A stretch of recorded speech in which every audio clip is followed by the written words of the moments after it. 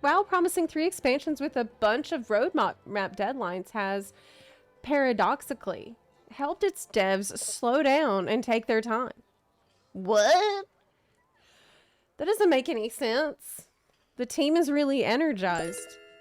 Hey, it's my favorite writer, Harvey Randall. Zepla Q heart happy patch day. Nasna, thank you so much for the 36-month resub. I appreciate that very much. Happy patch day! This has been such an exciting patch for me. I'm just so excited because I love goblins. But yeah, this is really surprising headline.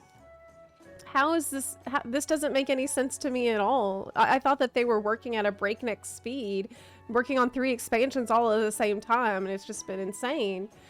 But is that not the case? Well, I trust Harvey Randall. Like I said, every time I see one of his articles, it's a banger. So he's covered some FF14 topics as well, and he always is very direct about stuff, which I love. Unless you've been under a rock somewhere, I wouldn't blame you, mind. You're probably aware that World of Warcraft put on its big boots and announced 3 expansions. I know, I was there! You might also be aware, Undermined, the new patch is here. It's all about the goblins, baby. It's all about the all about the goblins. Goblins. Goblins. Baby. Sounds Australian. We gotta work on it. I'm gonna work on it. Okay. Taking place in the heart of their underground mercantile empire. Well, at a recent Blizzard event, I had a chance to sit down with Ian. Oh! And Associate Design Director Maria Hamilton to have a chat about all things green. It's not easy being green. Now you might think that announcing 3 expansions in one go would put the game's development team under a bit of time pressure. Right. As would putting out roadmap after roadmap of promises, and so far keeping to a tight schedule, 8-week patch cadence that they have held on to consistently through Dragonflight. However, it's done the opposite. Knowing what's around the corner lets you lean in. What? I think in a lot of ways, said Ian, a patch like Undermined and being able to spend time building up exposition and a sense of world, exploring side stories is something that's only possible because of the large narrative structure of the World Soul Saga. Is this like...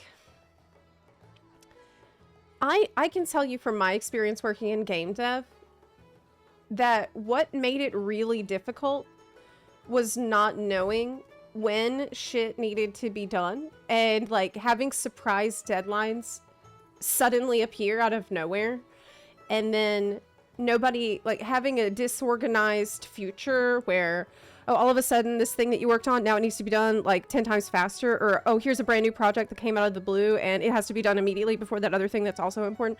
Like this kind of stuff, the lack of organization has been, in my experience, the biggest hurdle, more than the actual work you're being asked to do.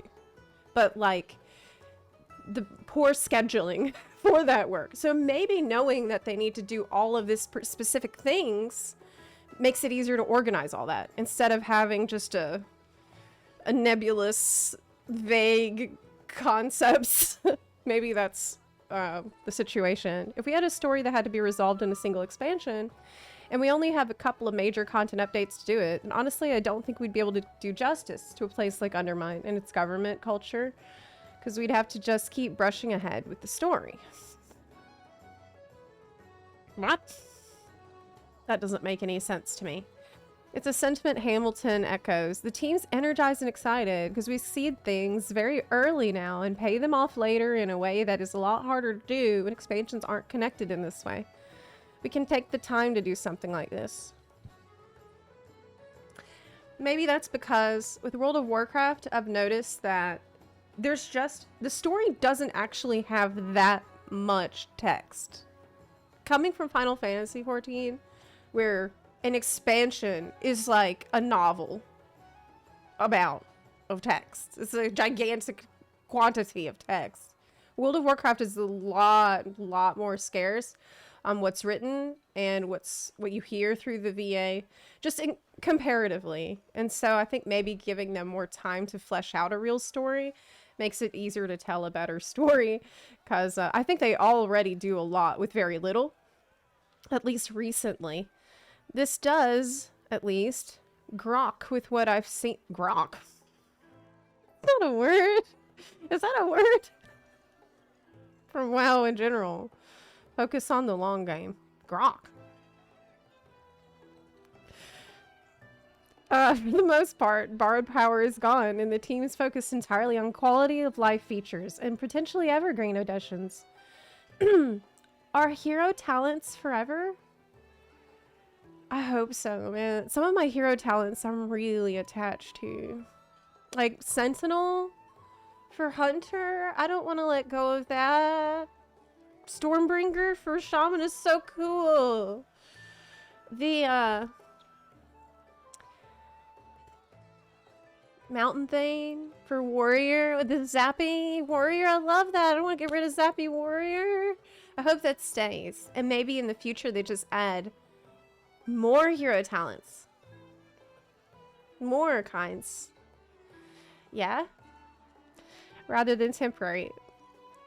I'm not surprised it mellowed out the devs when it comes to updates, too. They know their audience can't read.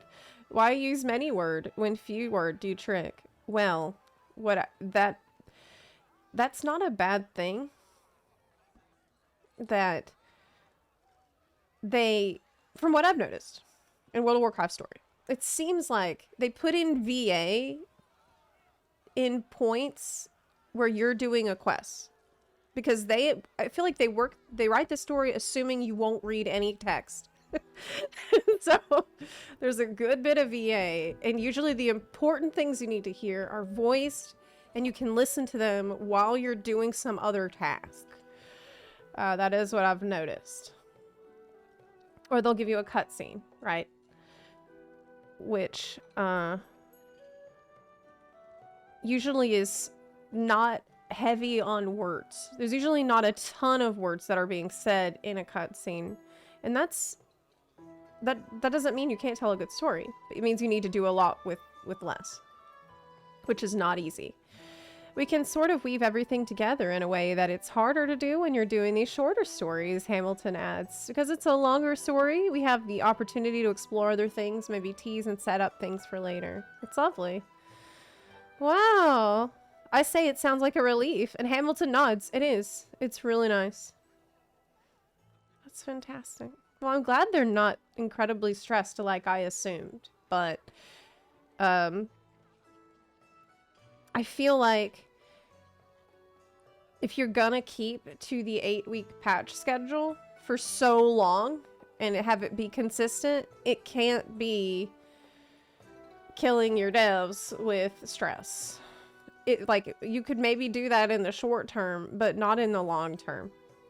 In the long term, you need a healthy work process that is going to be effective and make people want to keep working there, hopefully. That's a nice article. Thanks for sharing that one in the React content suggestions.